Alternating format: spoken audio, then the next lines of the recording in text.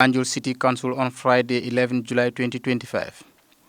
The Sea Climate Leadership Fellowship officially launched the call for applications for the second edition of its month-long training program. During the commencement of the event, Fatou Sundim Bojang, the Sea Climate Fellowship Coordinator, delivered a brief opening remarks on behalf of the Clean Earth Gambia, introducing the organization and its mission. On behalf of Clean Earth Gambia, I am pleased to welcome you to the second edition of the Sea Climate Fellowship organized by Clean Earth. This fellowship is organized with the valuable support of Rafela, the Gambia, and Bloomberg Climate Action Fund. For this second cohort, we received 261 applications from passionate, committed young women across the Gambia. Out of this, we have selected 20 inspiring fellows who will be embarking on a transformative journey over the next 3 months. This is not just a program. It is an investment in leadership, potential of Gambia women and who are determined to address the climate crisis in their communities. Sea Climate Fellowship is designed as the 3-month immersive experience combining in-person learning session led by experienced facilitators and trainers, one-on-one mentorship with climate leaders and experts, community engagement activities to help fellows put their learning into practice, peer influence, network building among fellows and membership.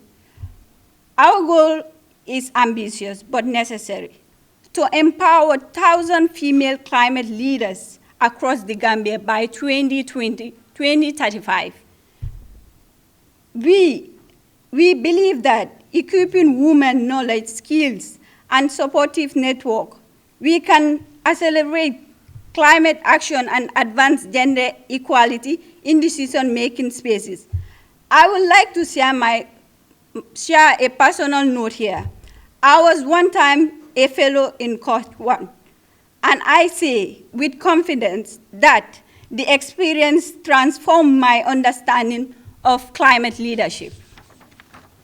I learned so much, not only about climate policy and community organizing, but also about my ability to create change. Today, I am proud to be coordinating cohort 2 and to serve as a core team member of Clean Earth Gambia, where we continue to impact communities. Our fellows have gone on to pursue fully funded master's degree in climate change, environmental journalism, leading community solutions, and more. Even one of my colleagues here today, Rohingam, was a Sea Climate Fellowship, now serve as our communications assistant. It is truly a full circle moment to now help guide new fellows throughout this fellowship. It's not just a fellowship, it's a movement. Why is the Sea Climate Fellowship important? Because women and girls disproportionately affected by climate change, but they are too often left out of the solutions. Because when women lead, we see more inclusive, sustainable, and effective responses to environmental challenges. Because investing in women leadership is one of the most powerful levers. We have to build climate-resilient communities. Throughout the fellowship, participants will gain practical tools to design and implement climate actions in their communities, communication and advocacy skills to influence policy and mobilize support, deeper confidence in their voice and leadership, connections with peer influence and mentors who will be encourage them every step of their way. To all our fellows, I want to say you are here because something unique to contribute. Your experience, your ideas, and determination matter. They will shape the future of climate action in the Gambia. To our partners, supporters, and facilitators, Thank you for believing in this vision and for standing with us as we empower the next generation of female climate leaders. As we launch the cohort 2 today, I invite everyone to be part of this effort, whether by mentoring, by sharing knowledge, or simply amplifying the voices of these incredible young women. Together, we can build a movement that ensures no one is left out in the fight for a just and sustainable future. Mr. Latika, the coordinator consultant of the Bloomberg Climate Action Fund, also addressed the gathering. He highlighted the importance of the partnership and explained how the organization is supporting the local climate action. It is our vision to equip, to capacitize young people to take the lead when it comes to providing solutions for different things within the city. And fortunately for us, we have a council that is supportive of that vision. The mayor was supposed to be here. She's bereaved. And in her office, she just received news of another passing, which is very close to her. So she's twice bereaved today. So she can't make it. I'm hoping that the deputy mayor will be able to pass through. And it's very important because this initiative is financed, fully funded by Bloomberg Philanthropies in partnership with the United Cities and Local Governments, UCLG, but in partnership with the city itself, which is the city of Banjul. The custodian of the project is not the city, it's Refela, but Refela cannot function without the council. So we have 4 partners, so it's important that we all take note of that, especially you as coordinator. We have 4 partners in this. We have Bloomberg Philanthropies, which is probably now the biggest philanthropic organization in the world. We have United Cities and Local Governments, we have the Banjul City Council, and we have Refela. So these are the 4 institutions. And I am basically running ropes between the 4 of them. So it's a pleasure that these projects... Mr. Ka further elaborate on the growing effects of the climate change and the global warming during his speech. To start off, I'm very happy I'm on the platform with my brother, Mr. Kemu Fati. He's a champion globally for climate action. And he's been singing the climate action song well before most Gambians even knew what climate change was. So it's an honor that you have him here with you. I hope we appreciate how big a name he is in climate change and climate action. So we received 43 applications for the second round of the Youth Climate Action Fund, keyword youth. And Clean Earth Gambia's application stood out. So we had 3 champion projects that I selected and sent to my funders in Bloomberg. And one of them was Clean Earth Gambia's project. It was timely, it was different. Banjul is not the only city benefiting from this fund. We have about 38 or so cities. And all these cities have very similar projects. So when we see a project that looks different, that is defying the odds, we pick them out, we shine a light on them, and we support them to succeed. So this project was one of them, for many reasons, including the fact that it focused on women, it focused on young women, it focused on building capacity, and it focused on creating leadership. So the first round of the Youth Climate Action Fund focused a lot on product itself. Product design, recycling, things like that. And Bloomberg is thinking this is not the future. The future is not what we do with waste. The future is minimizing waste. The future is eliminating waste. The future is creating leaders that create the policies, the strategies that educate our people on what waste is. Because like we said in the first round, we define waste very differently depending on where we are. For some people, leftover rice is waste. For others, leftover rice is nyamimbam. It is not waste, it's food. Right? So to have the leaders that can define policies and strategies based on our local environment that support what we're doing to eradicate the effects of climate change in our lives is important. And that's where Bloomberg is looking.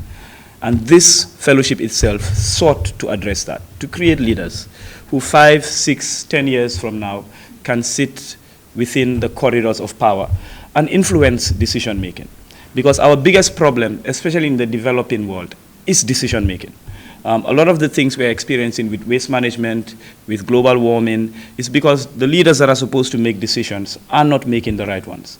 So how do we empower young people to understand that it is their future? They say 80-year-olds, 90-year-olds, no disrespect. The decisions they make have almost no impact on their lives. 5, 10 years from when they make those decisions, they are no longer.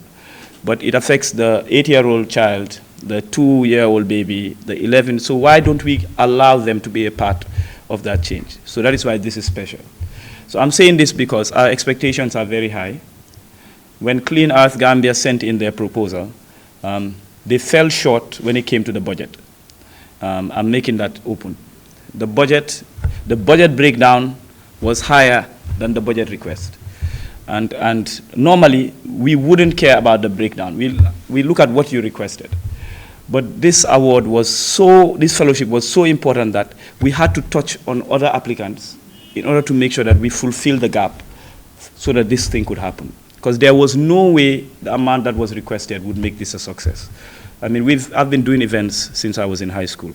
I know the numbers that make things stand. What was requested could have in no way made this a success the way you guys wanted it to be. So we had to look at all the projects. We know if we take $100 here, $200 there, $300 there, those would still succeed, and it would also make this fellowship successful. So for that, I think you have to thank the foresight of the Lord Mayor, because she insisted that I make it happen. I negotiated with Bloomberg Philanthropies, and I was allowed to augment your budget based on nitpicking a little bit from the others. So I'm saying this because the expectation is high. And what is the expectation? That at the end of the fellowship, we have your target number of people educated, capacitated, in order to be able to effect change. Not all of them would impact change. You know, you'll have graduates, 40 graduates. 10 of them don't even care about climate change in the next 2-3 years. Another 10 of them get married. And so now they decide, okay, I don't want to even focus on that side of life. Another 10 of them get into something totally different. But then you have the 1 or 2 that end up being the Kemu Fatis, the Fatu Jengs, and they end up impacting real change, the Suleiman Jais. So that's what we're looking for. We hope that we'll have 1 or 2 names from this fellowship that 5 years from now, I'll meet them at a conference, and they'll be champions when it comes to what we want our world to look like. Mr. Kemo Fati, a prominent climate justice advocate and conversation leader, both in the Gambia and globally, offered words of encouragement to their trainees. He assures them that they will soon begin to see the impact of their efforts. I was a facilitator when she was a climate fellow. I remember that some time back. And I'm quite humbled because I thought that I was a follower of a young kid somewhere in Sweden who refused to go to school because there is no future. I was super inspired. I'm like, that's it. There is no future. What am I doing? I forgo all of my Wall Street dream, and that inspiration until today came from someone I'm older than, a young girl, brought that serious reflection to me, and I'm here. So maybe we are hoping for 2 of you to be renowned climate justice advocates. I'm hoping for the 20 of you to be renowned climate justice advocates, because your future is being robbed from you, and nobody is going to make that happen for you. Like, they don't care. Someone who is 80 years, like Latir has said it, will not care. For the past years, you know, I may be a champion, but since I was in school, I would say Latir has always been there, from NAPSA, you know, from the Science and Maths Association. Back in school, he would leave his work after graduating years and still come back to Nusrat High School to educate us on science and maths. And until today, he's still here.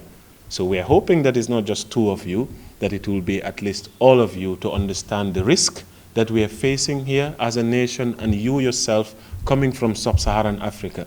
You're already a victim by being born here. So already that's one thing you need to recognize. So now, it's either you play the victim role or you get up and demand for justice, because all what is being robbed from you is not your fault. It is people who live thousands of miles away whose actions have put us in these predicaments that we are facing. And that must be said, it must be recognized. Not only the climate crisis, but even as far back, our land has only been a place of injustice. Recently, we have launched an initiative called the Transatlantic Slave Memorial. We learned that about 12 million to 20 million lives have been taken from the African continent. And as part of climate justice advocacy, we want to plant millions of trees, if not 12.5 million, up to 20 million, whoever can help us across the continent to ensure that we have a fitting memorial for those injustices or those atrocities that have been committed, so that we can remind them that if you take carbon from our land, you take away our blessings. And therefore, today we are planting them back. So that's just one of the things that should show you that your coming here is about standing up for what is just. This is what you should understand when we talk about climate change. It's not a trend. It's not a global trend. It's not a hoax. It's not a money-making avenue. It's you versus you by 2050. Here where I am standing, there are predictions that maybe, just maybe, this place could be uninhabitable, like nobody will be here. There will be no more Banjul, and that is just by 2050, or even a 1 meter sea level rise. Half of Banjul will be below water. Sometime back in 2002, the National Assembly approved 200 million to replenish the beach area. Water was all the way at that cemetery. So that means what you're seeing there is artificial. If we had left the natural water, it has already wiped off the road, a crucial infrastructure that will render Banjul useless. So we are already facing this. It's just that because of our resilience, because we are determined to build adaptation, this is why we're still here. And your future is what is at risk. So whether you get married, whether you go everywhere, climate change will be here to disturb your life until we do something about it collectively as a globe, not just as one people. Because even if we fix all the climate problems in the Gambia today, it wouldn't be enough to make a significant difference globally. Like our whole emissions, even as the African continent, is next to nothing compared to the global superpowers. So this is where climate injustice comes into play. And I hope that after this session today, we'll be able to have that discussion and for us to be able to get first-hand understanding of the threat, that you understand the reason why you sent in that application to this She Climate Fellowship. In 10 years, we are hoping to have 1,000 KMOs, 1,000 Fatujangs, and that is not a small work. You have to be committed, you have to be dedicated, and science always believes in the one who read last. This is why, I don't have a degree, because, if I go to school, they bring me the curriculum, and there is updated data everywhere, so you can find this out. When you have a smartphone, you can create yourself an employment. You have a computer right in the middle of your hands. So definitely school is just an added bonus, but you have all the resources that you need. You should not cry about it. This is the 21st century. You guys are all millennials. So take advantage of the things that you have within your hands and make the best use of it. If I can stand here and talk about climate science without being in university, what must have taught me that? It's the World Wide Web and the device in my hand, or maybe your computers at home. So the extra effort comes from you. School will not give you anything. It's basically for discipline. But you must be able to look into the issues yourself. You have been blessed with a mind of your own, as Bob Marley says. So people can actually move to somewhere else if their thinking is not right. I don't want to say the word, but if I quote Bob Marley on TV and they'll be like, what is he saying? But this is the reality of the case. So I leave you with that. I am sure that, this would be yet another, how would I say, strong court that will continue to be here. Instead of the two that we are hoping, we hope that all of you would become.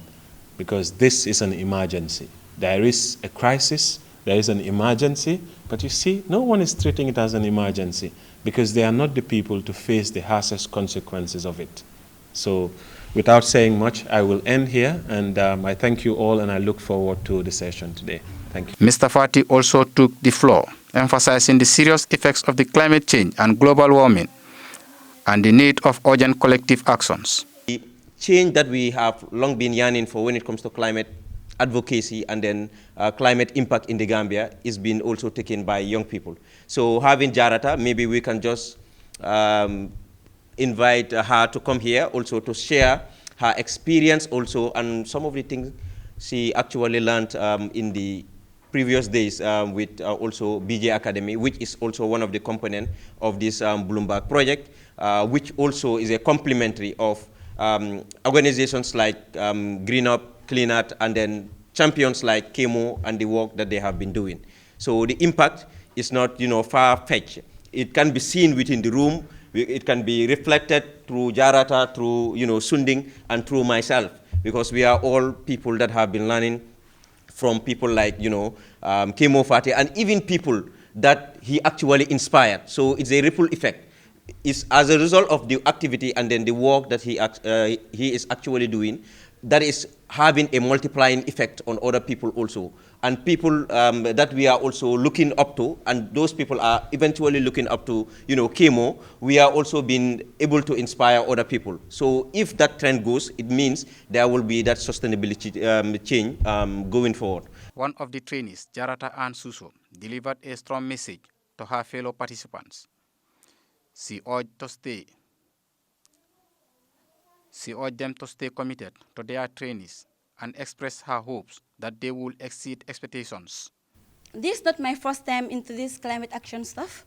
And it's like a coincidence because when I was in junior school and senior school, I've been more into this agricultural science stuff, even though it's not part of what I want to do in the future, but I've always been interested in how the climate works, how climate change works, how we can contribute more to it.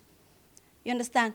So now, as I was going further, sometimes my sister is in the Yasin. She has other friends that are into this climate action, and like they are climate action champions. So when I see what they normally post on social media, I'm intrigued. You understand? Because I'm like, they know a lot of stuffs. I'm someone who loves knowledge. So when I see people giving back to their nation, and when I see people that are trying hard to make other people know, it normally makes me happy. You understand? So I've learned a lot because, like you rightfully mentioned, I was in BJ Academy, and we were also lucky to be part of the Bloomberg project. And with the little knowledge I have, I've gathered a lot. You understand? Mr. Latter said something about like we can have 2 people here that will be renowned, and that is true. But like even if you are not renowned, I believe what they are giving to us is something that is very vital, because maybe we will not be renowned, but we can be part of the driving force that makes someone else renowned. It doesn't just stop here. You don't have to be renowned to make change. You can speak with a friend. You can go to your moms. You are seeing them doing something that doesn't correlate with what should be done. You speak with them. You understand? So I've learned a lot and a lot of things.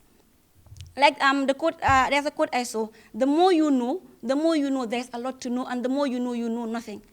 So the main problem we have in the Gambia is ignorance. So I believe a little knowledge you have can impact you and impact the world around you. So I expect a lot from this She Fellowship. Like I rightfully said, this is not part of what I want to do in the future. But when I see some things like this, I'm like, why not try? That's like, what do I have to lose?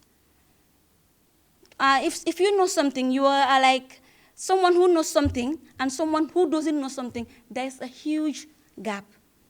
You understand? So I see this as an opportunity to do greater things, as an opportunity to develop myself more, an opportunity to develop those around me. Because by being in this She Fellowship and learning more things, I can go to my friends, I'll tell them, yes, try and do this. You might get something from it. And she can also try and influence someone. At the end of the day, we can have a Banjul we want, and we can also have a Gambia we want. Sea Climate Fellowship continues and inspires a new generation of female climate leaders determined to take action in the face of a global environment crisis. Reporting from GTTV, I am Kausu Dafe.